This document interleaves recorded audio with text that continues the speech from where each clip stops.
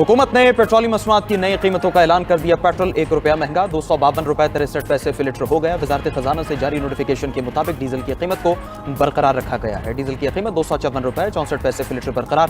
Petroleum मसनूआत की नई कीमतों का इतलाक आज रात 12 बजे से हो गया।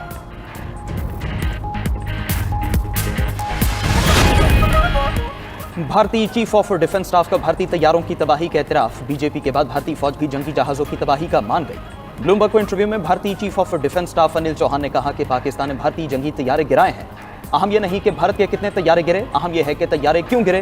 वो क्या टेक्निकल गलती थी जिसकी वजह से तैयारे गिरे? हमने गलती का पता लगाया और उसे ठीक कर दिया है। ब्लूमबर्ग को इंटरव्यू में भारतीय जनरल अनिल चौहान ने पाक फजाइया के हाथों तबाह होने वाले तैयारों की तादाद बताने से गुरेज किया। कहा कि 6 जहाज गिरने की बात दुरुस्त नहीं। फजाई लड़ाई में हमसे गलतियां हुई। तनाज़ा एटमी जंग के करीब नहीं आया। कशीदगी के दौरान राबिता चैनल बहाल थे। रिवायती और एटमी तसादुम में बड़ा फासला है। कशीदगी के दौरान एटमी हथियार के इस्तेमाल का खतरा नहीं था।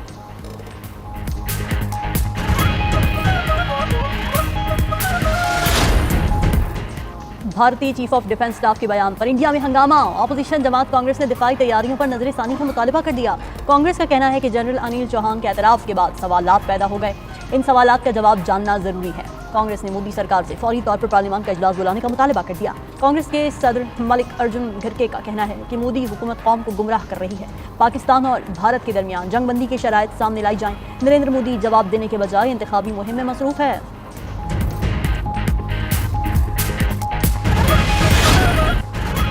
अरशद नदीम ने एशियन जेवलिन थ्रो टाइटल जीत लिया। कौमी हीरो ने एक और गोल्ड मेडल पाकिस्तान की झोली में डाल दिया। जनूबी कोरिया की सरजमीन पर पाकिस्तान का परचम बुलंद। अरशद नदीम ने 86.40 मीटर थ्रो करके गोल्ड मेडल जीता। 52 साल बाद पाकिस्तान को एशियन एथलेटिक्स में तलाई तमगा दिलाया। एशिया में 1971 के बाद पाकिस्तान ने पहला गोल्ड मेडल हासिल किया। इवेंट में भारत के सचिन यादव दूसरे नंबर पर रहे। कामयाबी के बाद अरशद नदीम ने सजदा शुक्र अदा किया। आंखें अश्कबार हो गईं। अरशद नदीम की जीत पर पूरी कौम खुशी से सरशार। मियां चन्नू में अरशद नदीम के घर पर जश्न, अहले इलाका में मिठाइयां तकसीम, नौजवानों का ढोल की थाप पर रक्स। अरशद नदीम की वालिदा ने कहा कि उनका बेटा इसी तरह पाकिस्तान का नाम रोशन करता रहेगा। कौमी हीरो के वालिद ने कहा कि बेटे की कामयाबियों पर बहुत खुशी होती है। बुशरा बीवी के खिलाफ पटियाला जेल में तोशाखाना 2 रेफरेंस की समाअत के दौरान बुशरा बीवी का बतौर एहतजाज कमरा अदालत आने से इनकार। जेल हुक्काम ने अदालत को बताया कि बुशरा बीवी का कहना है कि उनकी बानी पीटीआई से मुलाकात नहीं करवाई गई, इसलिए वो एहतजाजन अदालत में पेश नहीं होंगी। अदालत ने केस की समाअत के दौरान 3.5 घंटे तक इंतजार किया। बुशरा बीवी की अदम दस्तयाबी पर 4 गवाहों के बयान रिकॉर्ड न हो सके। जज का बुशरा बीवी के कमरे अदालत न आने पर बरहमी का इजहार। रिमार्क्स दिए कि मुलजिमा को एक मौका दिया जा रहा है। मुलजिमा आइंदा समाअत पर ना आई तो जमानत मनसूख कर सकते हैं। अदालत ने बुशरा बीवी को हाजिरी का मौका देते हुए समाअत 3 जून तक मुलतवी कर दी।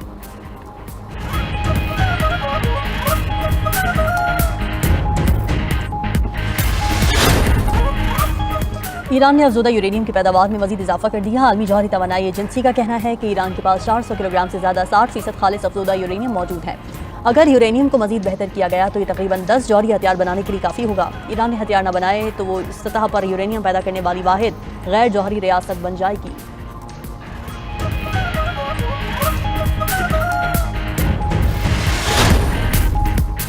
मॉस्को के करीब वाक़े कस्मे में खौफनाक आग भड़क उठी। रूस की इमरजेंसी वजारत के मुताबिक धाती गोदाम में लगने वाली आग देखते ही देखते फैल गई। खौफनाक आग ने फौरी तौर पर 900 मरबा मीटर के इलाके को अपनी लपेट में ले लिया।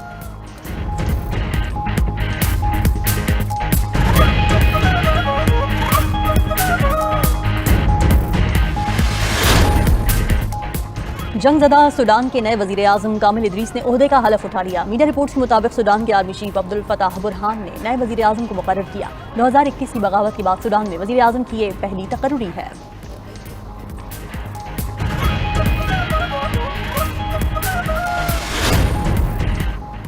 इंडोनेशिया के इलाके जावा में कान पर चट्टान गिरने से 17 अफराद हलाक हो गए। मकामी हुकाम के मुताबिक हादसे के बाद 8 अफराद ताहाल लापता है। मलबे तले दबे 1 दर्जन अफराद को जिंदा निकाल लिया गया। उधर शिमाल मशरक़ी भारत में शदीद बारिशों के बाद सैलाबी सूरत हाल। लैंड स्लाइडिंग के वाक़यात में 22 अफराद हलाक हो गए। हलाकतें आसाम, अरुणाचल प्रदेश, मिजोरम और त्रिपुरा की रियासतों में हुई। पाक भारत एटमी जंग की इजाजत से रोक ली। पाकिस्तानी हुकाम टैरिफ डील के लिए अमेरिका आ रहे हैं। अमेरिकी सदर ट्रंप की जॉइंट बेस एंड रिवर्स पर मीडिया के नुमाइंदों से गुफ्तगू।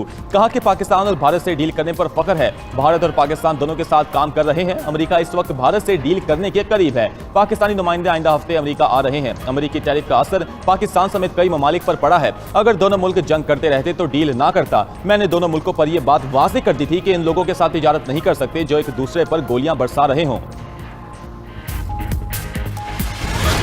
इसराइल ने गजा में जंगबंदी की तजवीज़ कबूल कर ली। इसराइल ने जंगबंदी के अमरीकी मुसवदे पर दस्तखत कर दिए।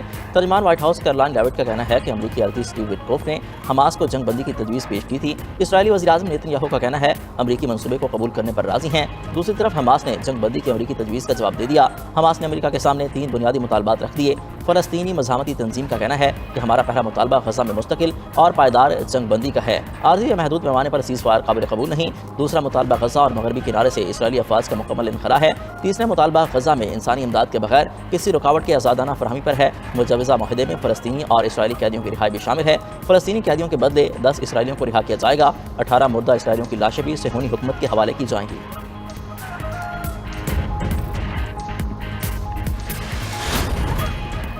इसराइल की गजा में बर्बरियत का सिलसिला जारी। 24 घंटे में मजीद 60 फलस्तीनी शहीद, 278 जख्मी हुए। ताकत के नशे में धुत इसराइल ने बमबारी में अपने ही 20 कैदी मार दिए। 54 की जिंदगी खतरे में। यमन के दारुल हुकूमत सना में फलस्तीन के हक में एहतजाजी मुजाहिरे में हजारों अफराद की इसराइल मुखालिफ नारेबाजी। अक़वाम मुत्तहिदा ने कहा कि गजा की पूरी आबादी कहत के खतरे से दो चार है। नॉर्वे का कहना है कि इसराइल का गजा में इंसानी इमदाद रोकना काबिल मज़म्मत है। खुराक को बतौर हथियार इस्तेमाल करने का रुझान खतरनाक है। इसराइल की गजा में खिलाफ वर्जियां आलमी खतरा बन गई। भारतीय हिंदू खवातीन ने मोदी की सिंदूर सियासत को शर्मनाक करार दे दिया। मोदी की तरफ से घर घर सिंदूर भेजने का अमल ड्रामेबाजी करार। मोदी सरकार को आईना दिखाते हुए एक भारतीय खातून ने कहा कि हिंदू धर्म में सिर्फ अपने पति का दिया हुआ सिंदूर ही लगाया जाता है, पराए मर्द का नहीं। मोदी वोट बटोरने के लिए खवातीन के जज्बात से खेलने की कोशिश कर रहा है। एक और भारतीय खातून ने कहा कि उसका शौहर जिंदा है। मोदी कौन होता है मुझे सिंदूर देने वाला? क्या आपने कभी सुना है कोई डाकू किसी के घर सिंदूर लाया हो? मुल्क के वज़ीर-ए-आज़म का इखलाक से गिरी बातें करना शर्मनाक है। मोदी सिंदूर लेकर आया तो फिर बताऊंगी उसका क्या करना है। नरेंद्र मोदी को खुद किसी बात की समझ नहीं, हमें क्या समझाएगा।